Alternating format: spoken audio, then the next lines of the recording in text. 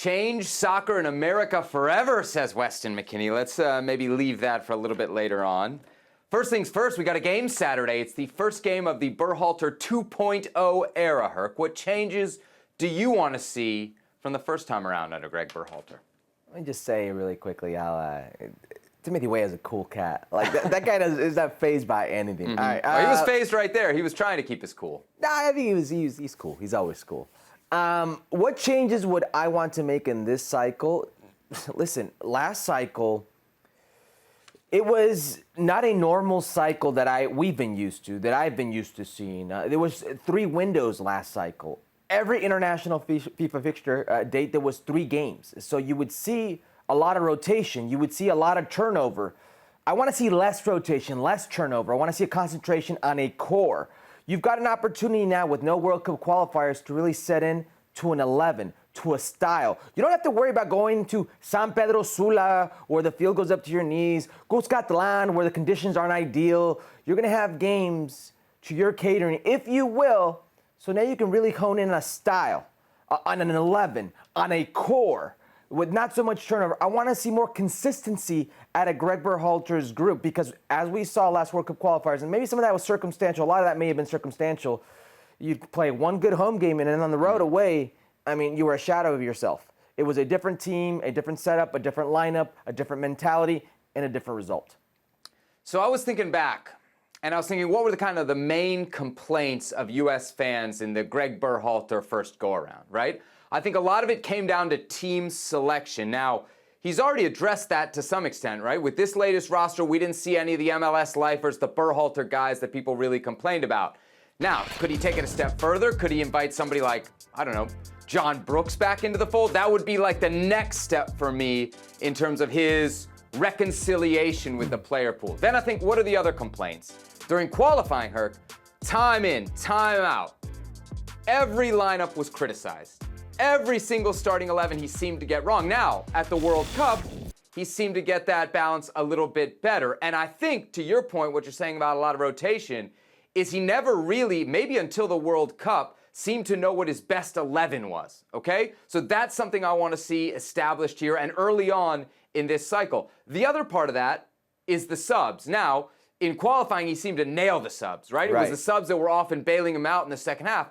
In the World Cup we saw, he didn't really know how to use his subs in those big games, or maybe was just too hesitant to go to that bench. That's in-game management. I want to see that improve. But most of all, the thing that I think hurt Gregg Berhalter the most his first go-around was the rhetoric. How many times did Gregg Berhalter get himself in trouble, Herc, with what he says? Of course, probably the best example on the field was the game against Canada where they lose in qualifying and he used the word dominate.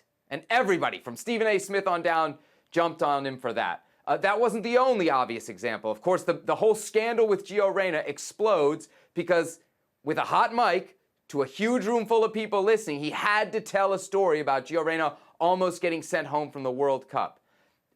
That would seem to be something that would then spread to the team. Remember the first qualifying cycle last year? Tyler Adams came out and said, we're expecting 9 points. They barely got 4, and it seemed then that some lessons had been learned. But then, Herc, when I see these comments from Weston McKinney about changing soccer in America forever, it makes me wonder if the rhetoric from the coach isn't getting to these players, and that is something that from the first go-around I felt Gregg Berhalter needs to improve upon. What comes out of his mouth when there's a hot mic on?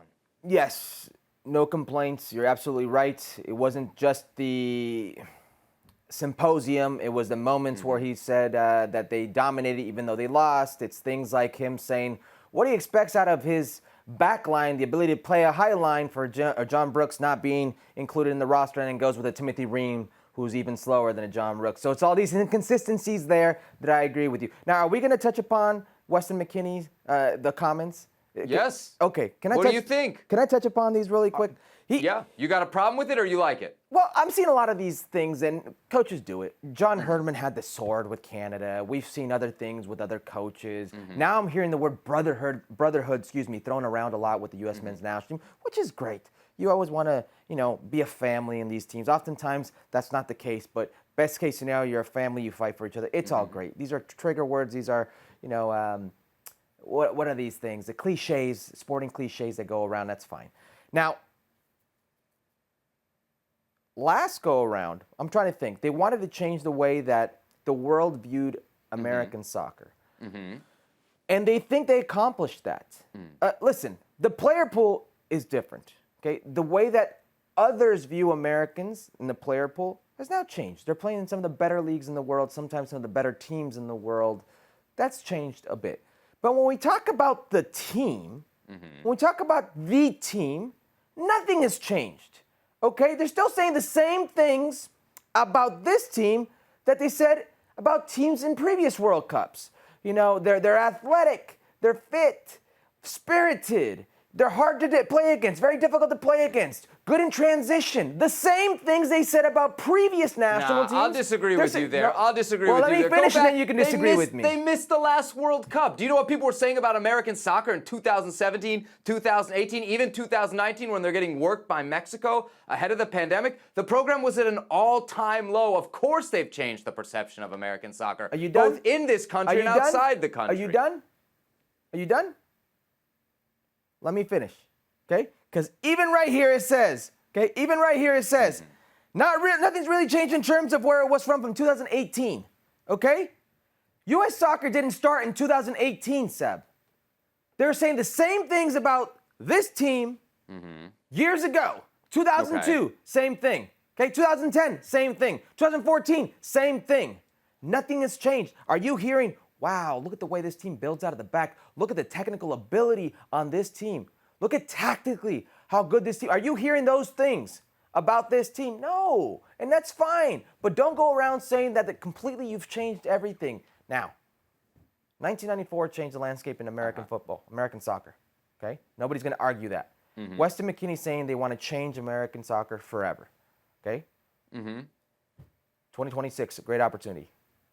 Gregg Berhalter said his expectations is a semifinal to get further than any other American team has. Let's throw 1930 out because there's hardly anybody there. 10 teams. But if they're going to get past the last team to go furthest, we're talking about 2002, we're talking quarterfinals. That means the semifinals. Again, you talk about rhetoric, you talk about expectations. You don't want the media to come after you when you set the bar that high. You're kind of asking for it, aren't you, Herc?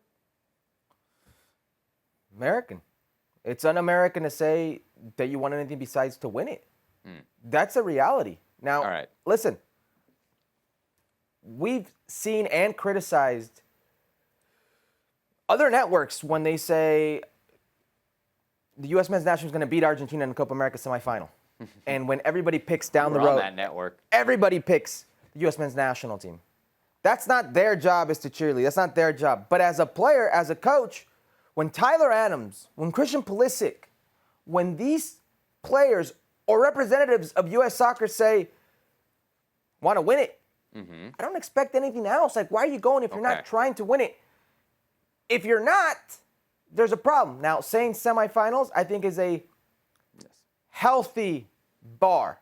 But you got to do it. Okay. You got to do it. If you say you got to do it. Semifinals in 2026. You heard it here first from Herculez. You heard it last year when we asked. That was the bar. You heard it last year.